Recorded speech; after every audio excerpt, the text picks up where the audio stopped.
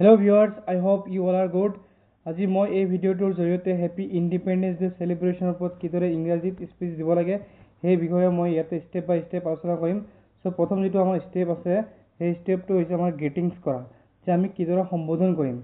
So সম্বোধনটো আমি এইদৰে কৰিব পাৰো, like a good morning everyone, good afternoon everyone, a very happy Independence Day to all of you. তাৰপিছত আমি সেকেন্ডত আমি কি মেনশ্যন কৰিব লাগিব, নেমটো মেনশ্যন কৰিব লাগিব ইয়াতে। তো যেটো নাম হয় তোমাৰ সেই নামটো ইয়াতে কি কৰিব লাগিব, মেনশ্যন কৰিব লাগিব, like as my name is Rahul, my name is Seema etcetera. তাৰপিছত 3 নম্বৰত কি কৰিব লাগিব, আমি significance of the day mention কৰিব লাগিব, যে দিনটোৰ তাৎপৰ্যটো কি হয়, নাইবা হেপী ইণ্ডিপেণ্ডেন্স ডেৰ মূল বিষয়বস্তু কি হয়, নাইবা তাৎপৰ্যটো কি হয়, সেই তাৎপৰ্যখিনি ইয়াতে ধুনীয়াকৈ আমাৰ বৰ্ণনা দিব লাগিব। সো এইখিনি আছিল আমাৰ পেজ 1ৰ বিষয়ে। সো দেৰি নকৰাকৈ আমি নেক্সট এটা পেজলৈ আগবাঢ়ো। সো নেক্সট এটা পেজত আমি সম্পূৰ্ণ স্পীচটোৰ বিষয়ে পাম ইয়াতে। সো প্ৰথম অৱস্থাত আমি কিদৰে ক'ব লাগিব, গুড মৰ্নিং এভৰিৱান। তাৰপিছত আছে আমাৰ অনাৰেবল ডাইৰেক্টৰ অৰ প্ৰিন্সিপাল, সন্মানীয় সঞ্চালক মহোদয় নাইবা অধ্যক্ষ মহোদয়। তাৰপিছত আছে আমাৰ honourable teachers, guest and my beloved friends, সন্মানীয় শিক্ষক শিক্ষয়িত্ৰীসকল, অতিথিবৃন্দসকল আৰু লগতে মোৰ মৰমৰ বন্ধু বান্ধৱীসকল। সো এইখিনি আছিল আমাৰ পেজ 2ৰ বিষয়ে। সো এতিয়া দেৰি নকৰাকৈ আমি নেক্সট এটা পেজলৈ আগবাঢ়ো। তো নেক্সট এটা পেজত পাওঁ আমি নামটো মেনশ্যন কৰিব লাগিব ইয়াতে, মাই নেম ইজ ৰাহুল। 2 নম্বৰত আমি ক'ব লাগিব, at first I would like to wish you all a very happy Independence Day. তো প্ৰথম অৱস্থাত মই সকলোকে হেপী ইণ্ডিপেণ্ডেন্স ডেৰ শুভেচ্ছা জ্ঞাপন কৰিলোঁ। তাৰপিছত 3 নম্বৰত আছে আমাৰ টুডে ইজ 15 আগষ্ট, যে আজি কি হয়, আমাৰ 15 আগষ্ট হয়, and we are celebrating the 80th Independence Day of our country. So আজি আমি আমাৰ দেশৰ 80তম যিটো স্বাধীনতা দিৱস আছে সেইটো আমি উদযাপন কৰি আছোঁ। সো এইখিনি আছিল আমাৰ পেজ 3ৰ বিষয়ে। সো এতিয়া আমি দেৰি নকৰি পেজ 4লৈ যাওঁ। তো পেজ 4ত আমি পাম, on 15 August 1947 India gut freedom from British rule, যে 15 আগষ্ট 1947 চনত ভাৰতে ব্ৰিটিছ ৰুলৰ পৰা নাইবা ব্ৰিটিছৰ পৰা কি পাইছিলে, তোমাৰ স্বাধীনতা লাভ কৰিছিলে। সো এইখিনি আছিল আমাৰ ইয়াৰ বিষয়ে।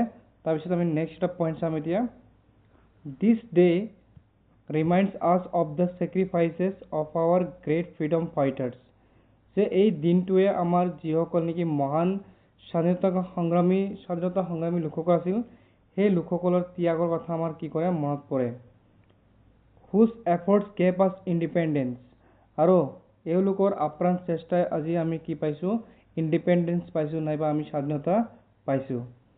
সো এইখিনি আছিল আমাৰ পেজ 4ৰ বিষয়ে। সো এতিয়া আমি নেক্সট এটা পেজলৈ আমি আগবাঢ়ো। সো নেক্সট এটা পেজত আমি পাম যিসকল নেকি ফ্ৰীডম ফাইটাৰ্ছ আছিলে সেইসকলৰ বিষয়ে আমি ইয়াতে ক'ব লাগিব। Great freedom fighters like Mahatma Gandhi, Netaji Subhash Chandra Bose, Bhagat Singh and many others fought for the independence of India, যে বহুতো আমাৰ কি আছিল, তোমাৰ স্বাধীনতা সংগ্ৰামী লোকসকল আছিলে, যে এই লোকসকলৰ ভিতৰত আমাৰ আছিল মহাত্মা গান্ধী, নেতাজী সুভাষ চন্দ্ৰ বোস, ভগত সিং আৰু অন্যান্য ফ্ৰীডম ফাইটাৰ্ছবিলাক আছিলে, যিসকলে কি কৰিছিলে, তেওঁলোকে যুদ্ধ কৰি নাইবা সংগ্ৰাম কৰি কেনে তেওঁলোকে কি কৰিছিলে, ভাৰতবৰ্ষক স্বাধীনতা দিয়াইছিলে।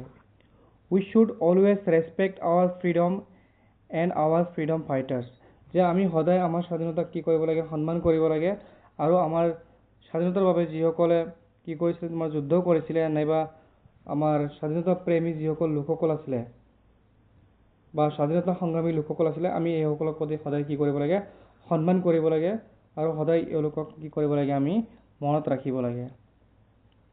সো এইখিনি আছিল আমাৰ পেজ 5ৰ বিষয়ে। সো এতিয়া আমি নেক্সট এটা পেজলৈ আমি আগবাঢ়ো।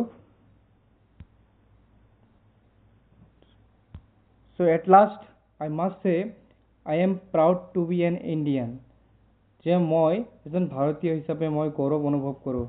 And I love my country very much, আৰু মই মোৰ নিজৰ দেশক মই বহুত ভাল পাওঁ। Let us all work together and make our country the best country in the world, যে বলা সকলোৱে আমি একেলগে কাম কৰোঁ আৰু আমাৰ দেশটোক আমি গোটেই বিশ্বৰ ভিতৰত আমি এটা বেষ্ট কাণ্ট্ৰি হিচাপে পৰিগণিত কৰোঁ। জয় হিন্দ, জয় Bharat. Thank you everyone. So' এইখিনি আছিল আজি এই ইণ্ডিপেণ্ডেন্স ডেৰ ওপৰত এটা সৰু স্পীচ আছিলে। চ' এইদৰে যদি আমি ষ্টেপ বাই ষ্টেপ স্পীচটো আমি দিওঁ তেন্তে এইটো কি হ'ব, আমাৰ বহুত চুইটেবল হ'ব আৰু শুনাত কি লাগিব, ভাল লাগিব। চ' মই ভাবোঁ এই ভিডিঅ'টো তোমালোকে সকলোৱে বুজি পাইছা, আৰু মই ভাবোঁ যদি তোমালোকে এই ভিডিঅ'টো চোৱা আৰু ষ্টেপ বাই ষ্টেপ এইখিনি বস্তু ফ'ল' কৰা তেন্তে তোমালোকৰ ভাষণটো কি হ'ব নাইবা স্পীচটো বহুত চুইটেবল হ'ব। চ' আজিলৈ ইমানখিনি আছিলে। So' thank you everyone. তোমালোকে ভিডিঅ'টো লাইক, কমেণ্ট, ছাবস্ক্ৰাইব কৰি দিবা। Thank you everyone.